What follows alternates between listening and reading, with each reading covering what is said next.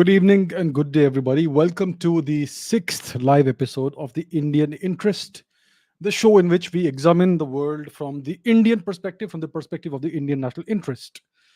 There are a number of things I would like to speak about today, but let us begin with the situation in Ukraine because that is something that does affect India's national interest and uh, India's position in the global stage.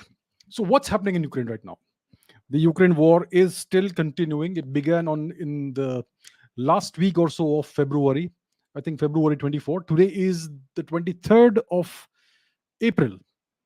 So it's about 2 months since this conflict began.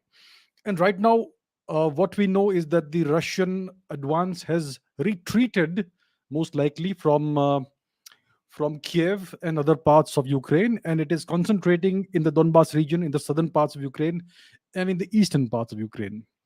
So, if we take a look at the map, where's the map? Just a second, let me share the map so that we understand what's happening. One second. Okay, here is the map. Let us go to Ukraine. So earlier, the Russians had advanced all the way to Kiev. They had essentially encircled the city of Kiev. And they were conducting military operations in various other parts of the country as well. Now they have withdrawn from Kiev and they are concentrating on the eastern part of the country, Ukraine, and the southern part, the coastal regions of the country. So, what is going on? So, what it appears to me is that I get the impression that the advance on Kiev was a diversion. There is a standard tactic used in military campaigns. It's diversion. So it's like a chess move in which you pretend to be going after a certain chess piece, but your actual objective is something else. So you force the enemy, the adversary, to concentrate where you don't actually intend to have a military operation. So you essentially fool the enemy. That's what you do in a diversion. So it looks like the advance on Kiev and the encirclement of Kiev was a military diversion, and the actual objective of the Russians is eastern Ukraine and southern Ukraine, especially the coastal regions and the Donbas region, because these are the regions where you have a Russian speaking majority. So these regions are ethnically and linguistically Russian, and it looks like that's what the Russians actually are seeking to incorporate into Mother Russia. And so it looks like that's the real objective, and the rest of the Ukrainian nation will be allowed to remain independent, but on Russian terms, which means that it cannot become part of NATO, it cannot align with the West, and so on and so forth. So that is what it looks like after 2 months of the conflict. Most likely, it is the eastern part of Ukraine that the Russians will reabsorb in some way or the other, and the coastal regions of Ukraine, which essentially the Black Sea region, Mariupol, Kherson, and so on, and including the Sea of Azov. So that is what it looks like is happening, and that is something that we need to be aware of, because India's national interest is obviously nowadays intertwined with global happenings. So that is the situation as we speak in Ukraine right now, after 2 months of the conflict. The Russian ruble, which had declined so precipitously, is now going strong. It is actually right now stronger than what it was at the beginning of the Ukraine conflict. That's interesting. So they have succeeded in stabilizing the ruble and even making it slightly stronger than what it was on February 24, which is again very interesting. Now let's talk about something else. Uh, as we know, there has been this Russian ship that sank. So this is the battle cruiser Moskva. This is how it used to be, and as we know, it sank in the Black Sea during the operations of the Ukraine war. So this is the most significant loss of a major warship since the Malvinas War in the 1980s.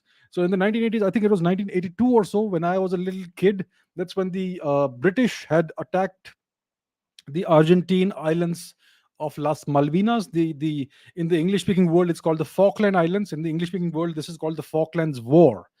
So this was UK aggression, in supposedly in retaliation to Argentine aggression and so on. This was a naval war. It was at sea, and that was where the last major battleship casualty happened. So after that period in time, this is the most significant battleship that has been lost in warfare, the Moskva. So this is what the ship used to look like, and this is one of the final images that we got of this battleship while it was sinking. So as you can see, it is tilting or listing to one side, and you can see there is smoke damage. There is smoke that's still being emanating, that is still emanating from the ship. There you can see some fires are there, and there are more images available. This is a different angle. Again, you can see there is a fire that is still burning, which is quite low on the ship's hull. This is one of the places where there is smoke damage. This is where the fires are burning and so on. So this is what happened, and this again is the overall uh, how the ship looked when it was sinking. So the question is, what happened to this ship? What happened? So what is being said is that this ship was sunk by Ukrainian R-360 Neptune anti-ship missiles. This is what that missile looks like. This is the R-360 Neptune anti-ship missile. It's a Ukrainian missile. So that is what is being claimed, that this is the missile that destroyed, that sank that ship. So that is the official scenario. That is what the media is claiming. That is what the English speaking media is claiming. The Ukrainians are claiming that it is a missile strike that destroyed the ship. So that is what we can call scenario 1. Scenario 2 is that it was not one single missile, it was multiple Neptune anti-ship missiles, Ukrainian missiles, that hit the Russian ship and destroyed it and sank it, right? And scenario 3 is a little more complex. You may have had one or two or multiple missiles in addition to a torpedo strike. So what's a torpedo? A torpedo is essentially an anti-ship weapon that proceeds underwater. It's typically fired from submarines. It can also be deployed from ships or even from aircraft, but typically it's fired from submarines. It's like a small missile kind of weapon that travels underwater and hits the ship underwater, right? So if you look at the damage on the ship, you can see that there are certain portions where there seems to be damage in the hull at the water level, or even below the water level, which kind of seems to indicate that there was a torpedo strike. Now, why do I? So I believe that scenario 3 is more likely. That first of all, there may have been one or two Neptune anti-ship missiles that hit the ship, and then this was followed up by a torpedo strike. That is, in my opinion, more likely. First of all, because of what we see, because of the kind of damage we see on the ship, there seems to be damage at the waterline and below the waterline, and that's what essentially makes the ship sink. So I believe that that is the more likely scenario. And why do I say this? Why do I say it's likely there was a torpedo strike? See, first of all, when we talk about a missile strike, every missile carries a certain amount of kinetic energy, right? Now the Neptune anti-ship missile has a certain kinetic energy, and is it enough to destroy a ship? So let's understand what kinetic energy is. For instance, if you have a cricket ball has a mass of about 160 grams, that's the weight. And if a cricket ball is traveling at 100 miles per hour, 161 kilometers per hour, it has a kinetic energy of about 160 joules. So the kinetic energy formula is very simple: 1/2 mv squared. M is the mass, v is the velocity. So for a cricket ball traveling at 100 miles per hour, the kinetic energy is 160 joules. That's the kind of impact it will have on your head if it hits you, right?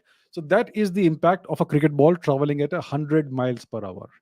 Now, in case you have a sniper bullet, it will have a different kind of kinetic energy. So depending on the type of cartridge, the type of rifle, etc., it will have the amount of kinetic energy that is carried in about between 75 to 125 cricket balls traveling at 100 miles per hour. That is the amount of energy a single bullet carries. Now, the Neptune missile has a mass of about 870 kilograms. This missile here, it has a subsonic speed. So let's say it's 300 meters per second. So its kinetic energy is approximately 40 million joules, which is the equivalent of 2.5 lakh cricket balls traveling at 100 miles per hour.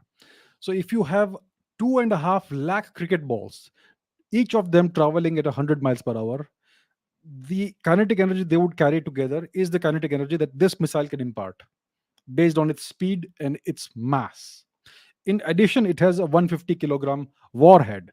So that is 2.5 lakh cricket balls. Now, if you have a BrahMos missile, which has a mass of 3,000 kilograms, 3 tons, it has a speed of Mach 3, 3 times the speed of light, 3 is speed of sound, then its kinetic energy is 1.6 billion joules, which is 1 crore cricket balls traveling at 100 miles per hour, which is 40 times the kinetic energy of the Neptune missile. And the BrahMos carries a much larger warhead, 300 kilograms. Right? So that is the kind of situation we have with the BrahMos missile.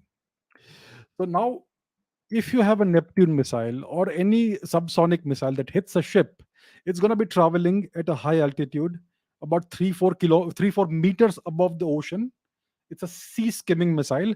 It's going to create this sort of damage. It's not going to sink a ship. It's going to create a big hole in the ship, but the ship will survive eventually.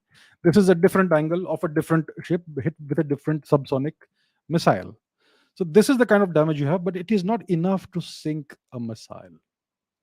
So that's why I believe it is most likely that the Moskva was sunk first by the impact of one or two anti-ship missiles, the Neptune missiles, and then it was followed up by a torpedo strike, maybe one or multiple torpedoes.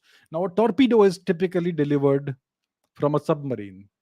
So the question is, who did this? Right? The question is, if there was a torpedo strike on the Neptune, who did that? Was there an American submarine lurking in the Black Sea? Was there any Turkish involvement? Because the Turks have been playing one side against the other. They are playing geopolitical games. They are playing. They are doing rent seeking, geopolitical rent seeking. That's what Mr. Erdogan is doing. So was Turkey involved in some way? I think it is unlikely the Turks were involved directly in this action because that would be very dangerous for them. Russia is right next door. But it seems that something else is going on there. Maybe there was a submarine involved in this. Submarines are the true hunter killers of the ocean. They are like the black operations of the seas. They remain hidden. What they do is always classified, it is always secret, and even after they successfully kill a ship, it will not be revealed. That is what submarines do. The submarines are the real danger in the oceans, not these surface ships. So why am I going on talking about this ship Moskva when this show is about the Indian national interest? It's because it is relevant to the Indian national interest.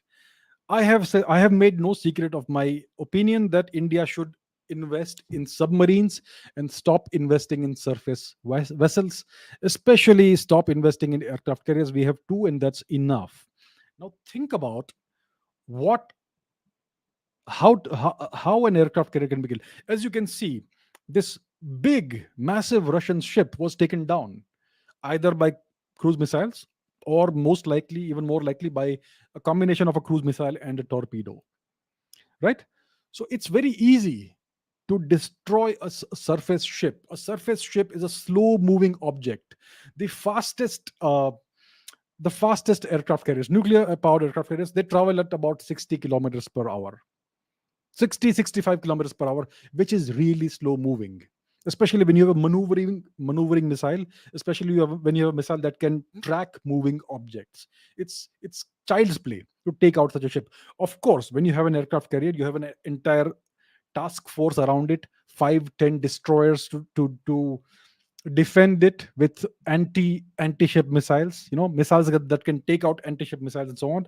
But it's still a numbers game. Let's say I have 10 destroyers protecting my aircraft carrier, and each of them has 50 missiles with an accuracy of 50%, which means that the total number of missiles that can defend my aircraft carrier is 500 with an accuracy of 50%, which means if I launch 250 missiles at this aircraft carrier, the task force will be able to defend it. But if I launch 251 missiles, it's a mathematical certainty that I'm going to hit the aircraft carrier. So that's how easy it is. It's a mathematical certainty, if you have the numbers, that you're going to be able to destroy an aircraft carrier. Now you don't even have to do that. You don't have to fire 251 missiles. What you can do is you can fire, let's say, a BrahMos missile with a 300 kilogram payload, not at the aircraft carrier. Let's take a look at a hypothetical aircraft carrier. This is one of the Chinese aircraft carriers. So if I want to destroy this aircraft carrier, I don't have to fire a missile directly at it. I can fire a BrahMos missile, which will detonate its warhead, let's say 5 kilometers above this guy. But let's say I have placed a nuclear warhead in my BrahMos missile. The BrahMos missile can easily carry a warhead of about 100 kilotons, maybe even 200 kilotons. That's a massive missile. That's a massive warhead. If I detonate that warhead 5 kilometers above this aircraft carrier and its destroyers, my warhead is going to obliterate everything without even coming near the aircraft carrier. That's how easy it is. I can detonate the missile 5 kilometers in any direction away from the ship, and it will still destroy the ship and the entire task force. And then there is something else. What if I deploy a torpedo? Now, this is not your regular torpedo. This is the Russian Shkval torpedo. It is a special kind of torpedo. It's a super cavitating supersonic torpedo, right? It has a speed of more than 370 kilometers per hour and a range of 10 to 15 kilometers. And it can carry a warhead of more than 200 kilos. You can place a nuclear warhead on this torpedo and detonate it 1 kilometer under the aircraft carrier. It will obliterate everything. So please understand that I am not advocating nuclear warfare. I am simply offering you different scenarios. So, what I mean to say is that it is very easy to take out surface ships, slow moving surface ships. The surface ships are obsolete. The aircraft carrier is obsolete. It was the principal ship of any navy in the Second World War in the 1950s. And it is still a viable option when you are bullying a weak nation. But when you are against a dangerous nation, an evenly matched nation with good cruise missiles, it's foolhardy to send an aircraft carrier there. You're going to have to hide the aircraft carrier. So that's why I believe, I'm very strongly of the opinion that India should invest in submarines. You don't have to invest in very expensive billion-dollar submarines. We need a few nuclear submarines for sure, but we can invest in cheaper submarines as well. For instance, there is a submarine called the Gotland class submarine. It costs just $100 million, cheaper than an F-35 plane, and it is so silent. It has, in the past, in training exercises, even taken out American aircraft carriers in war games. Not actual kills, but training kills. So that's how dangerous submarines can be. So that is the future. Submarines are the future, not aircraft carriers, not surface ships. Right. So let's move on to a different story now. Uh, the Ukraine war is going on, but there are lessons for Taiwan from the situation that's going on in Ukraine. So the Americans believe that the current decade is a very it's the most dangerous decade of US China competition. So, this is a report from December 21 by Rice University's Baker Institute for Public Policy. It says that US China competition enters the decade of maximum danger, the 2020s. So, this is what the Americans believe is the most dangerous decade for US China competition. Now, there are many parallels with Ukraine when it comes to the US China rivalry. For instance, the Ukraine war was precipitated by the relentless salami slicing tactics that NATO has been following. Since the early 1990s, the NATO had, in 1991, NATO had given a guarantee to the USSR that it would not expand a single inch eastward. But they kept on breaking this promise, this guarantee, and they've been expanding relentlessly eastward. And eventually, they crossed the red line, which is when Ukraine was expressing its desire to join NATO. And that's the red line that the Russians simply could not allow the Americans to cross. And that's what precipitated the Ukraine conflict. Its roots go back to 91, and the second the red line was crossed in 2014. So that is the tactic of salami slicing, going an inch forward at a time, which is a tactic even the Chinese have been using against India ever since they annexed Tibet from the 1950s onwards. So the Chinese have been doing this to India, inching forward 1 inch at a time, 1 foot at a time, half a kilometer at a time, grabbing a little bit of territory here, a small size slice here, a small bite there. And that's what they've been doing ever since salami slicing. And that's what they've been doing in the South China Sea, salami slicing, uh, constructing artificial islands, creating new facts on the ground, and so on and so forth.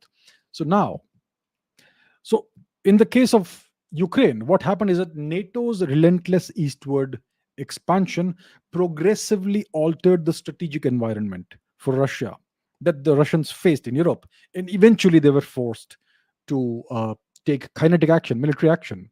And because they were the ones who fired the first shot, that's why they have been painted as the big villain.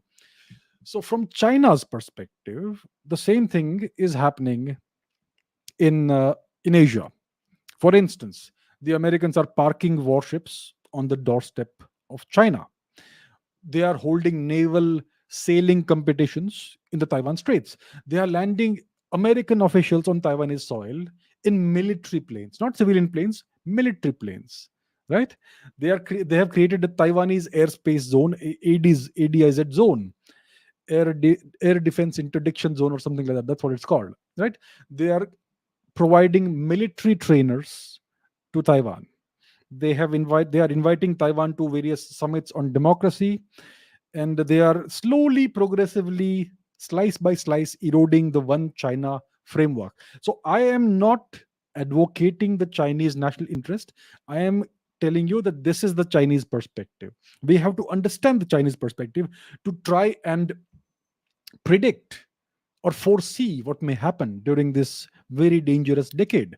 So I'm very clear about the fact that the Chinese are a major aggressor in Asia. They are the big bully in Asia, and they themselves have been indulging in all these salami slicing tactics of disrespecting other countries, of not caring about other countries' borders, boundaries, interests, and all that.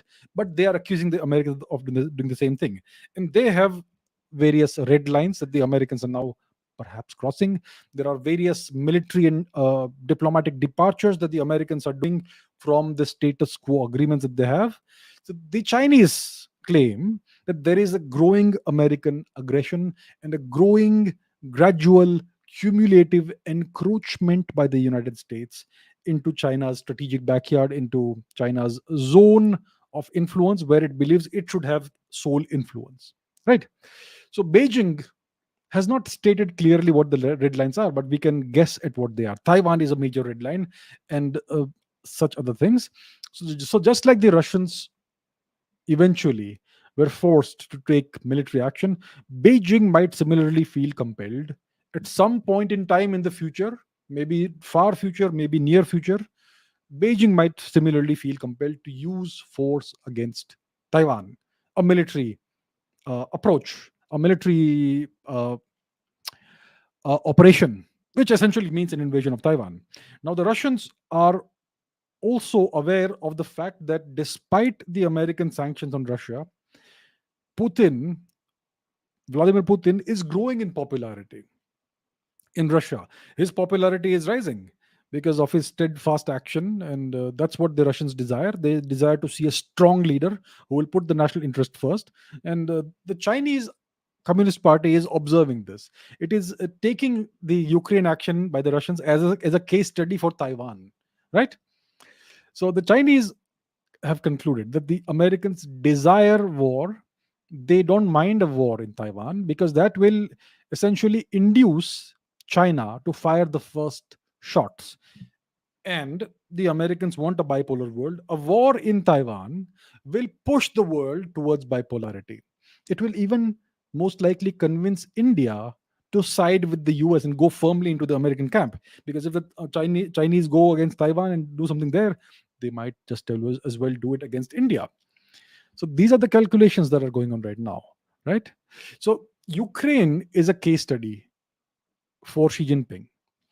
And based on what we have seen thus far, the Russians have been very restrained. They have not used massive power and so on.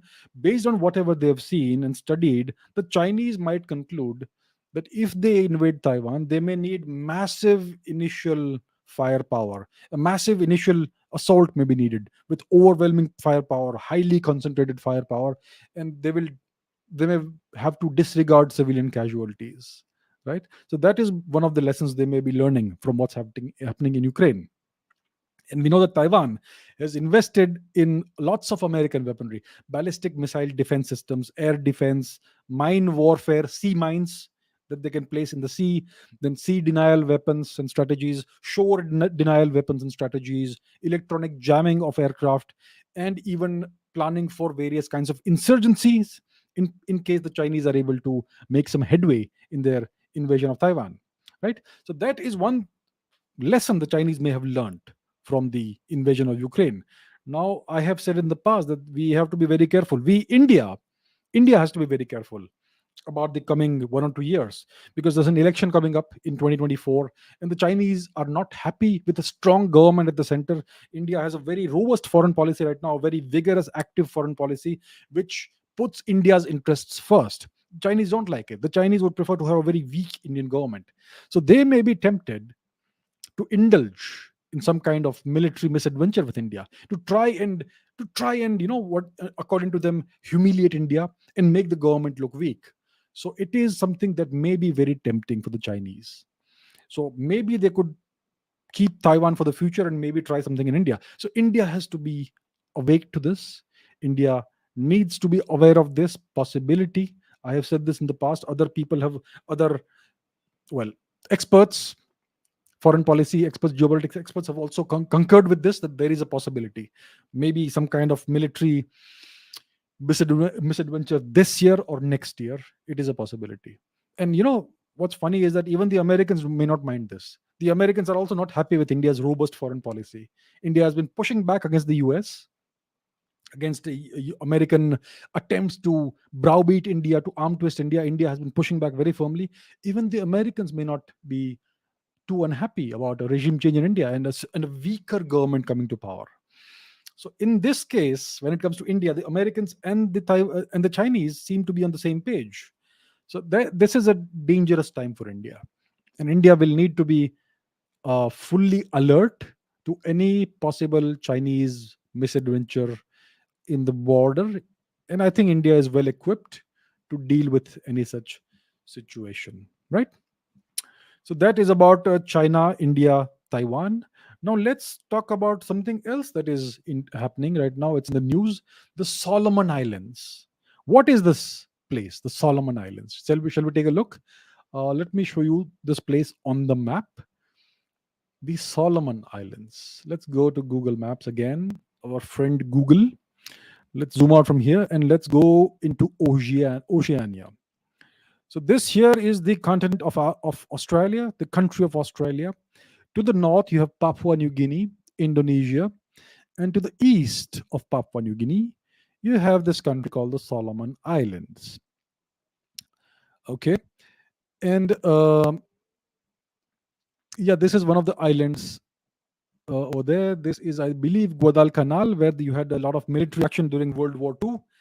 So this is the Solomon Islands. Now, why is this place, this little almost unknown country, why is it in the news right now? It's in the news because of China. So let me show you some news reports of what is happening in the Solomon Islands. And once again, it involves China. So I showed you where the Solomon Islands are. Now there is this deal that the Chinese have reached with this little country. China deal in Pacific Stokes Australian Fears. This is from the BBC, right? So the Chinese have reached some kind of agreement, some kind of deal with this country, which is raising alarm bells in Australia, in the US, in NATO, and so on. Let's take a look at a different report. Why Australia and the US care so much about China's security pact with a tiny Pacific island nation. This is the CNN.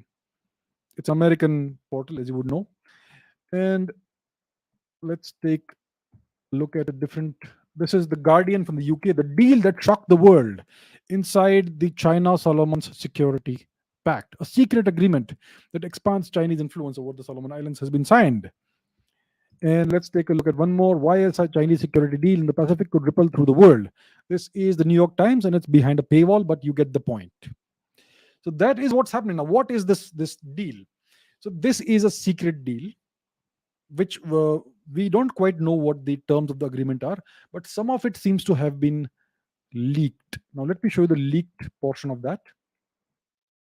That may explain why there is this apprehension. So this is the leaked portion of the deal. The draft security cooperation agreement between the two countries raises a lot of questions and concerns. So this is the leaked draft between the two countries, and you guys can take a look at this at your leisure. So it's been leaked. There's more here, and so on and so forth. So what essentially this deal is about? So it says that Chinese warships would be permitted to dock on the islands. Chinese warships would be permitted to dock on the islands. That's one part of the agreement. It says that Beijing could send security forces to assist this little nation, in maintaining law and order. Security forces, Chinese security forces, right? It says that Beijing will deploy forces to protect the safety of Chinese personnel and major projects in the Solomon Islands. Again, security forces, military forces. It says that the Solomon Islands could request China to send armed police, military personnel, and other law enforcement and armed forces. It also seems to allude to a potential establishment of a permanent presence, Chinese presence, military presence, such as a military base on the Solomon Islands. So the plans essentially reveal China's clear intention for the Pacific Ocean region for the first time. It shows in black and white what China is asking for. So the Australians are really worried. The Americans are really worried because of the geographical implications.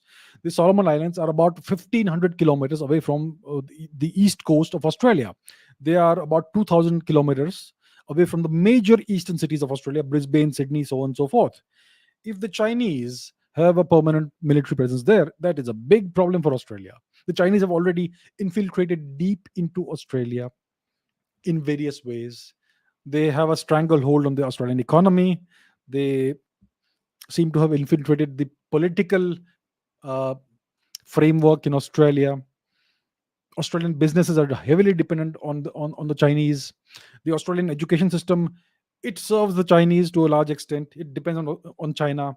So the Chinese have infiltrated deep into Australia, and now there is this geographical problem that they may have a base quite near Australia. They could deploy warships there. They could deploy aircraft carriers there, right? They could deploy submarines there. They could even deploy cruise missiles and ballistic missiles quite close to the Australian mainland. That is a very big problem, and that is what the entire world is. That is what the Australians and the Americans are worried about. So some sections of Australia's political class are even calling for an invasion of the Solomon Islands in order to prevent this sort of thing from happening. And what is interesting is that the Americans, the Americans now are talking about democracy in the Solomon Islands. So when it loads, I will show you. All right. So it says that the US Indo Pacific coordinator, Kurt Campbell, meets with Solomon Islands opposition leader Matthew Whale in Honaira, the capital city, to discuss democracy strengthening initiatives in the Solomon Islands in the region. So now the Americans want to bring in democracy because the democratically elected government of the Solomon Islands is is uh, is going into the Chinese orbit. So the Americans want to strengthen democracy by maybe having a regime change operation or something. So they will try every trick in the book and they will call it democracy, which is the standard American playbook. So I am not saying it's a good thing or a bad thing. Obviously, if the Chinese get stronger, it's bad for India. But this is an evolving situation. So it may so happen that we may see a political coup in the Solomon Islands, a regime change operation mediated by the Americans, and it will then be portrayed as a strengthening of democracy or whatever. But this is something that may be in the offing, right? But that is what the Chinese are doing. So the Chinese, on the one hand, they complain about American salami slicing, about America uh, encircling China. On the other hand, they are also trying to encircle the American interests in Australia. Australia is essentially a US colony. That's more or less what it is, right? So that is the geopolitical game of chess that is being played in the Indo-Pacific region, especially the Pacific Ocean region right now. There are lots of small little countries there in the Pacific Ocean region. Many of these countries have an American military presence there. Let me show you. Why don't we take a look at that as well? Let's go back to the maps, and I will show you an example of American military presence in the same region. So we spoke about the Solomon Islands. This is the Solomon Islands. Now let's go to the Federated States of Micronesia. This is the Federated States of Micronesia. And where is that place? Ah, here we are, the Northern Mariana Islands. So this is north of Australia, as you can see, north of Papua New Guinea. This is an island called Guam. Now, you may never have heard of this, but it's a very important place. Let me show you why. So if we go to the northern portion of Guam, you will see this air base here. It's an airport. There are two airports here. There's one here, the international airport, and there is another airport over here. There's a third airstrip here, which doesn't seem to be in use. But let's take a look at this one. So this is US Navy CFAF, whatever, Guam. And if you look here, you can clearly see long distance heavy strategic bombers, American bombers stationed here. More American military planes stationed here.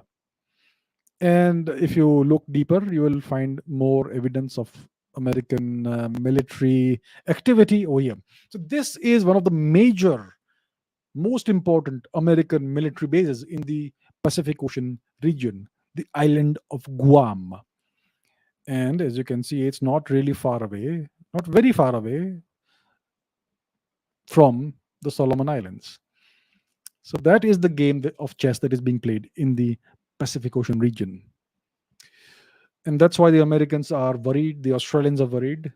And yeah, that's what's going on. The Chinese are trying to expand their footprint in all directions. Right. Now, since we're talking about China, let's wind back a couple of weeks and talk about the Chinese foreign minister, Mr. Wang Yi. Mr. Wang Yi. So, what about Mr. Wang Yi? Why am I talking about Mr. Wang Yi? It is because of this. Here we go. There we are. So, Mr. Wang Yi very recently was in India. He made a nice little visit to India. He met India's foreign minister, Dr. S. Jaishankar. He met India's uh, national security advisor, I believe, Mr. Ajit Doval, and so on. There were consultations and discussions and so on. So the question at that time was, what was the purpose of Mr. Wang Yi's visit to India? What was it trying to achieve? At the time, it was not very clear. Mr. Modi did not meet him, but our foreign minister met him, and so on. So, what was the purpose of this visit? What was it trying to achieve by coming to India? And did he achieve those objectives? Was there any progress in Indo-China relations? So, the first thing we have to understand is that before Mr. Wang Yi, right before he came to India, he was in Islamabad. He was attending the Organization of Islamic Countries meeting in Islamabad. OIC meeting is in Islamabad, and over there he made a very provocative statement about Kashmir. Right. So he raised the Kashmir issue at the OIC conference, at the OIC meeting in Islamabad right before he came to India. So there was a provocation right before he came here. Now, what was the purpose? What was the objectives of his coming to India? The first thing is that the Chinese are worried right now. They have seen what the Americans can do without firing a single bullet. The sanctions regime that they've imposed on Russia is bone crushing, right? Now, the Chinese are also worried about US sanctions because they are also kind of siding with Russia. There's a Russia China coordination happening as we speak, and they are worried that the Americans may do the same thing in the future on their own country, on China. So the Chinese are worried that they are next. So one of the objectives of Mr. Wang Yi's meeting was to persuade India to take an anti US, anti West position under the pretext of multipolarity. We want to preserve a multipolar world. We don't want a bipolar world. The Americans are trying to create a bipolar or monopolar world, unipolar world. So it is in our interest, our shared interest of India, China, Russia, all other good countries, to have a multipolar world. So I believe one of the objectives of this visit to India was to persuade India to take an anti-US, anti-West position and pro-China position under the guise of multipolarity. The second objective, most likely, was to kind of encroach into the special relationship that India has with Russia under the guise of creating a unified front between India, Russia, China, and so forth. Right. The thing is, if they want all this, they have to offer India something in return. And the problem is that the Chinese are not willing to offer anything to India in return. For instance, they can bring military tensions down, right? There is this very hot situation going on since 2020, I believe, at the India Tibet border, especially in Ladakh, the hot springs region, and various other places. So there is this massive standoff going on between the Indian armed forces and the Chinese encroaching army. They call it the PLA or whatever. So there is this big standoff going on. So if they want India to come on their side or take a certain position, they can offer something in exchange, like bring the military tensions down, do some troop disengagement, some de-escalation, and so on. But that is something they were not willing to offer India. They wanted India to take their side, to take a multipolar side, to take anti-US, anti-West side, but they were not willing to offer anything in return. They, Mr. Wang Yi did not offer to bring tensions down. He did not offer to concede any kind of troop disengagement and de-escalation. He spoke about meeting halfway. He did not speak about re-establishing the status quo ante as it was before the Chinese escalation, right? So he wanted everything without offering anything in return. So that's the attitude that he came with.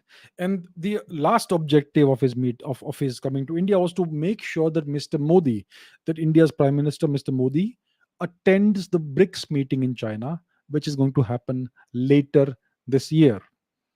So his objective, I believe this was the primary objective, to ensure that Mr. Modi does attend the BRICS meeting, the BRICS summit in China later this year. Because if one of the major BRICS powers does not attend the meeting becomes meaningless. And it would be a big embarrassment for China if such a thing happens. So Mr. Wang Yi wanted to ensure that Mr. Modi will attend the BRICS meeting, but he wanted to ensure that without making any commitment on military disengagement and de escalation in Ladakh. And therefore, what's happened is that Mr. Wang Yi got nothing that he wanted. He did not meet, he did not achieve any of his objectives. He was not able to make India take an anti US stand, an anti West position. He was not able to encroach into the India Russia relationship by becoming the third wheel. And he was not able to ensure that he was not able to get a commitment that Prime Minister Modi will attend the BRICS meeting in China later this year. So his trip to India essentially was a big failure. So that tells you where India China relations currently stand.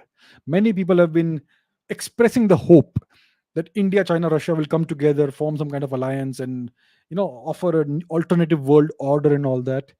These are far-fetched dreams. These are fantasies. The Chinese do not see India as an equal nation. I would say with good reason. They are a much larger economy. They are a more powerful military power. They have the wherewithal to open military bases in various parts of the world, especially the Indo-Pacific region. India is not at that stage yet, and therefore they do not see India as their equal. They want to browbeat India. They are, of course, worried that India may rise in the future and become a big threat to China, and they seek to subjugate India and keep India down. So that is the stand that China is taking. That is where we are, right? So there is no possibility any time in the near future or medium term future or even distant future of a China India rapprochement, of a China India alliance. Even if in the future they make some moves like that, India has to take it with under a lot of advisement. You simply cannot trust the Chinese Communist Party. That is what history teaches us. So I would request all of you, my dear friends, my dear viewers, please do not hold hopes of an India China alliance. It's not going to happen anytime soon in the coming future. Right? Right. That's about India and China. So now let us come to the main topic: bipolarity versus multipolarity. The title of the video that I've put is that it's about India's rise as a major pole in the emerging multipolar world. So, what's happening right now? The past few months, various geopolitical experts, strategic experts, and so on have been touting the impending emergence of a bipolar world order, including certain experts I have called on my own podcast on this very channel. Right? So these are people who essentially are part of the West. So they have been saying that the world is going to become very rapidly bipolarized in the coming years, definitely in this coming decade. That's what everyone is saying. And yet what we are seeing right now is the very opposite of that. The world is becoming more multipolar rather than bipolar. The question is, who wants bipolarity? The Americans seek a bipolar world. They don't seek a unipolar world. They don't seek a multipolar world. They seek a bipolar world. Now the question is, why don't the Americans want a unipolar world in which they are the only power? Well, then who's going to fight the wars? Their economy depends on wars. They have these enormous mega corporations, weapons manufacturing companies that need wars to go on. So if you don't have a big enemy somewhere and other enemies, then how do you fight wars? How do you finance that big monster? How do you feed the military industrial complex? So the Americans always do well when they have a big bad guy sitting somewhere who they can blame everything on. That's been the story of the Cold War in the 20th century. Now they seek a new bipolar order in which there is a big bad guy, China, of course, that they can fight against, and they will portray themselves as a great righteous power. They are the good guys, the Chinese are the bad guys, and that's what they seek. So they seek a bipolar world in which there are two major powers and everybody else is in this side or that side, in one camp or the other. That's what the Americans seek. What do the Chinese seek? The Chinese seek eventually a unipolar world order. They don't seek to have a bad guy somewhere that they can fight against. They want to be the center of the universe, right? The Middle Kingdom, and every other nation, every other culture, civilization, etc., needs to come and bow down to them and pay tribute. And they will decide how the world will function. So that is the great Chinese dream, a unipolar world. And they hope to achieve that by 2049 or 2050 or whatever it is, right? So that is the great Chinese dream. So it is in the American interest to create a bipolar world as rapidly as possible It is in the Chinese interest to have a multipolar world until they hope that the Americans decline, that the American nation declines, and then they can create a unipolar world order. So it is in the Chinese interest to have a multipolar world for this decade and maybe in the next 2 decades. The Americans seek a bipolar world. The Russians seek a multipolar world. The Indians, us, we also seek a multipolar world for now, right? So it looks like India, Russia, China, etc., are in convergence about this. That right now, for now, we all seek a multipolar world. The Americans want a bipolar world. So what's really happening? So all the Western experts are saying that we are going to see a bipolar world very rapidly, very soon. But what's happening right now is that as long as India exists as a unified nation and as a rising economy, you simply cannot have a bipolar world. India is too big to be subsumed into one camp or the other. India has an independent foreign policy, India has a strong government, and India has a growing economy. And the economy is projected to keep growing. That is that sort of situation is such that a bipolar world can never happen. As long as India rises like this, you're going to have a multipolar world, especially with an assertive India with a strong, robust foreign policy. For the first time in forever, India is looking after its own national interest and asserting itself. So that it makes India a major power. It makes India not a great power or a superpower, but certainly a major regional power in the Indian Ocean region. And the Americans also need India against China. If they want to deal with China, they can in the Indo-Pacific region via the Quad or any other framework. They simply cannot do it without India. India is currently indispensable. So that is the big conundrum that the Americans are facing and everybody else is facing.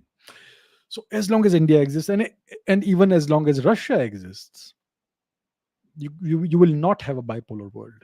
The Russians are simply too big to be subsumed into the Chinese camp. They are essentially an autarky. They don't depend on imports. They are very much self-sufficient in terms of resources and their economy.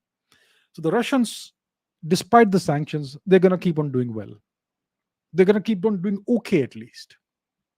And India is going to keep rising, whether you like it or not. So that's why we have a multipolar world. Now, India, in the past few months, if you see, has become the center of world diplomacy.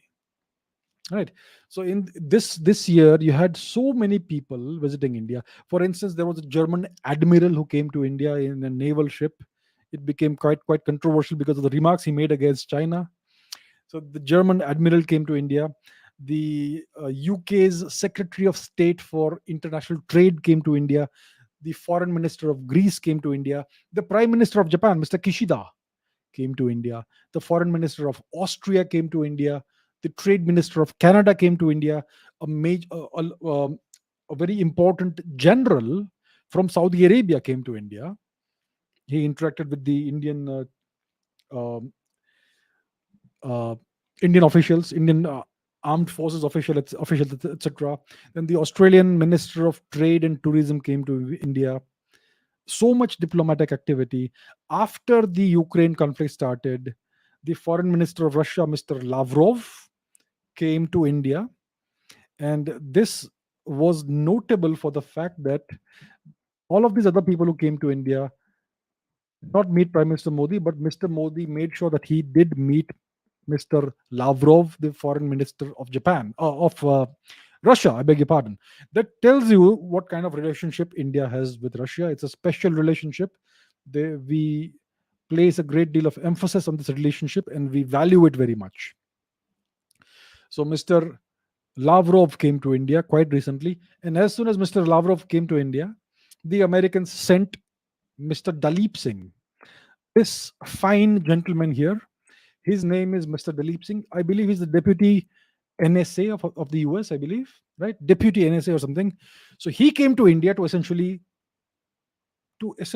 threaten India in a certain way.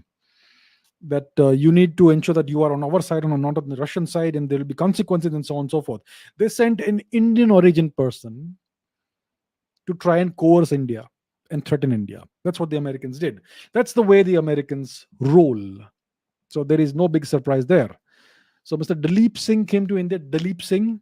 Then, like we discussed, Mr. Wang Yi came to India, and the Israeli Prime Minister, Mr. Bennett, was supposed to come to India, but he contracted that virus, and that's why his visit has been postponed. But he's going to come later. I expect reasonably soon.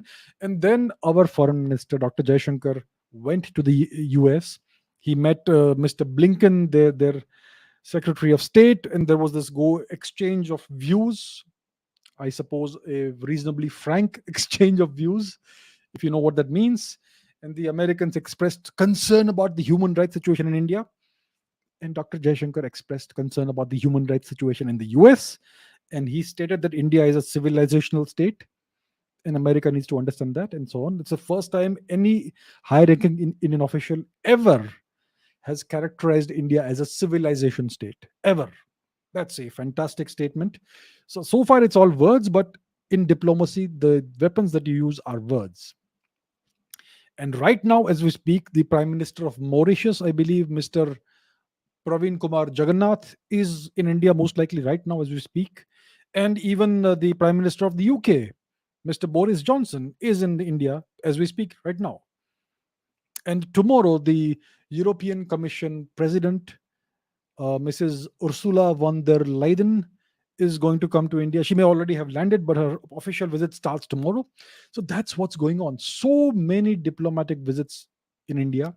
India has somehow become the center of world diplomacy. Everybody is making a beeline to here to come to India.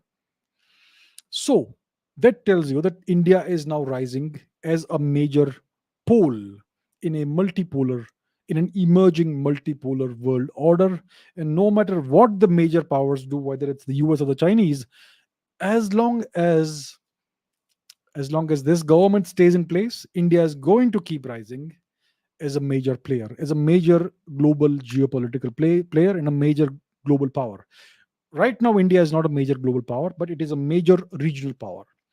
It is one of the big two in Asia. That's what it is. That's what India is today. If it continues rising the way it is rising right now for the next 10 years, it's going to be a significant global player. If the rise continues for 20 years, India could be in the top three of the world.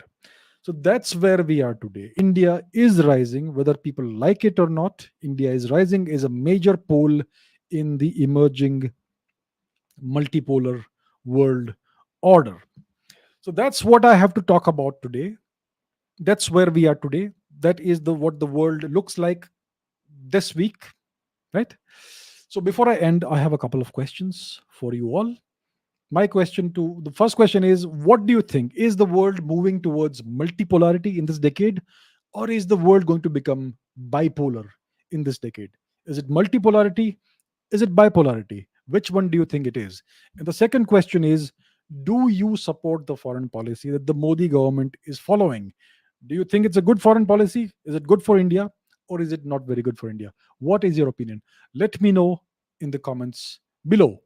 Thank you for watching, and I will see you very soon in the next episode. Thank you. Bye.